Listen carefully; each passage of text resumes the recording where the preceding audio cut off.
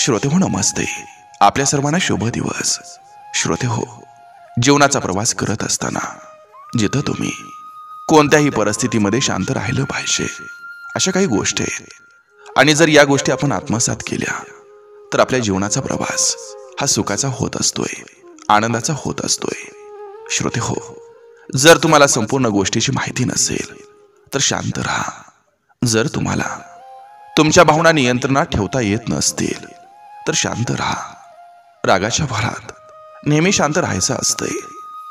श्रोते हो, जर तुमचे शब्द हे एका सुंदर मैत्रीला किंवा नात्याला नष्ट करू शकत असतील तर शांत राहा. जर तुम्हाला एखाद्या विषयाची खात्री नसेल किंवा त्याबद्दल पुरेसं ज्ञान नसेल तर शांत राहा. जर कोणी आपले संघर्ष आणि भावनिक आस्था सांगत असेल तर शांत राहा. जर तुम्ही ओरडल्याशिवाय बोलू शकत नसाल तर शांत राहा. जर तुमची शांतता तुमचं नातं वाचवू शकत असेल तरीही शांत राहा. जर बोलल्यानं केवळ तुमचा अहंकार किंवा मान्यता वाढत असेल तर शांत राहा. आणि जर तुमचे शब्द हे कोणाच्या विश्वासाला धोका देऊ शकत असतील तरीही शांत राहा. श्रोते हो, इतक्या जरी गोष्टी आपण पाहिल्या तरी आपल्या जीवनाचा प्रवास हा नक्की आनंदाचा होईल. नक्की विचार करा. चला, आजही आपल्यासाठी सुंदर विचारांची ही शिदोरी, ही मालिका अशीच पुढे घेऊन आलोय. चला करूया सुरुवात सुंदर विचारांना, सुंदर सुविचारांना. चेहरे अनोळखी झाले तरी काही फरक पडत नाही. फरक तेव्हाच पडतो जेव्हा आपलेच अनोळखी होतात. बडबड, आवाज, आरडाओरडा हे तर साध्या भोळ्या मनमोकळ्या स्वभावाचं लक्षण असतं. आतल्या गाठीची माणसं तर ही गप्प बसून असतात. विचार सुंदर असतील तर सगळं काही चांगलं दिसत असतं. कोणीही कोणाला कायम साथ देत नाही. प्रत्येक जण हा फक्त आपापल्या स्वार्थासाठी जवळ येत असतो. जे लोक आपला असण्याचा हक्क दाखवतात तीच लोक सर्वात आधी धोका देत असतात.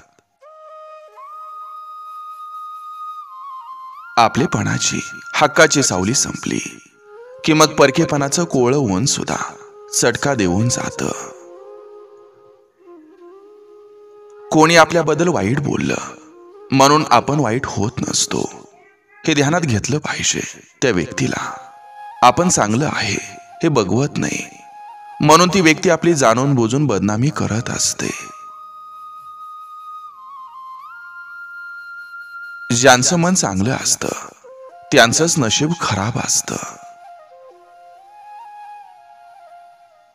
जीवनाचा नियम अतिशय सोपा आहे. तुम्हाला पाहिजे ते करा.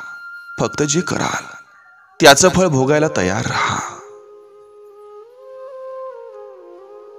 ज्ञान देणारा प्रत्येक माणूस गुरु नसतो. काही लोक तुमचा अपमान करण्यासाठी ज्ञान देत असतात. आशा सोडू नका, कारण उद्याचा दिवस हा आजपेक्षा चांगला असेल.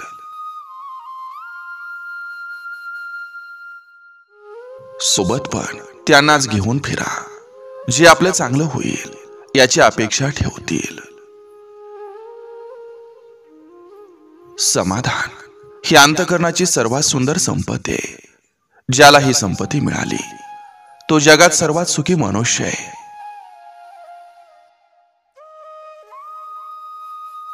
काही लोकांना दुसऱ्यांना संकटात पाहून खूप आनंद होतो, पण लक्षात ठेवा, कर्म आणि वेळ ही प्रत्येकावरच फिरून येत असते. दुसऱ्यांना नावं ठेवत जगणं हे मानसिक दारिद्र्याचं लक्षण असतं. त्रास हा वाट बघणाऱ्याला होतो, वाट लावणाऱ्याला नाही. हलकट लोकांच्या सानिध्यात दिवस काढणं म्हणजे नरक भोगण्यासारखं असतं. कारण अशी माणसं नाही स्वतः खुश राहू शकत, नाही दुसऱ्याला खुश ठेवू शकत. आज उद्या करता करता आयुष्य संपून जातं. मनासारखं जगायचं मात्र राहून जातं. जेव्हा घरातील सिक्रेट हे बाहेरच्या पर्यंत जातं, तेव्हा घराला आणि घरातील माणसांना नजर लागलीच म्हणून समजा. नात्यांचं गणित हे बँकेतल्या खात्यासारखं झाले. ज्या खात्यातून फायदा होतो तेच खाते चालू ठेवतात. चुका मान्य करायची तयारी ठेवली की आपली माणसं गमावण्याची वेळ येत नाही.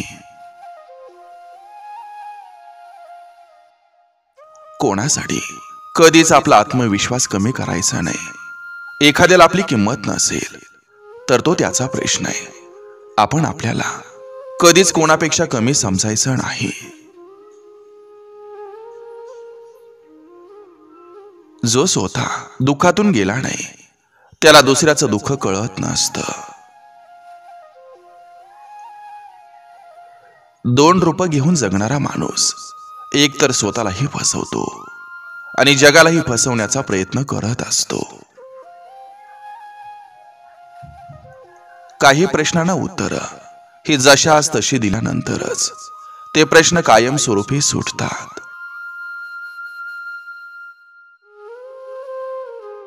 घासातला घास काढून ज्यांना आपण देतो ते बेईमान होतात आणि लोक म्हणतात, मिळून मिसळून खाल्ल्यानं प्रेम वाढत जातं. शरीरापेक्षा मनाचा थकवा खूप त्रासदायक असतो. शरीर थकलं की शांत झोप लागते आणि मन थकलं की झोप उडते. मनसोक्त जगावं असं सर्वांनाच वाटतं, पण परिस्थिती हे सगळं विसरायला भाग पाडत असते. कारण परिस्थिती ही अशी जगण्याची जीवनविद्या देऊन जाते जी कुठल्याच विद्यापीठात शिकवली जात नाही. कधी कधी गुदमरणाऱ्या अस्तित्वाला मुक्त करण्यासाठी काही शब्दांना वेळेआधीच न्याय द्यावा लागतो. देव आवडण्यासाठी पुण्य असावं लागतं. देव कळण्यासाठी ज्ञान असावं लागतं. देवावर बोलण्यासाठी प्रेम असावं लागतं. देव जाणण्यासाठी भक्तिभाव असावा लागतो. भले पैसे कमी असू देत, पण माणुसकी भरभरून असावी.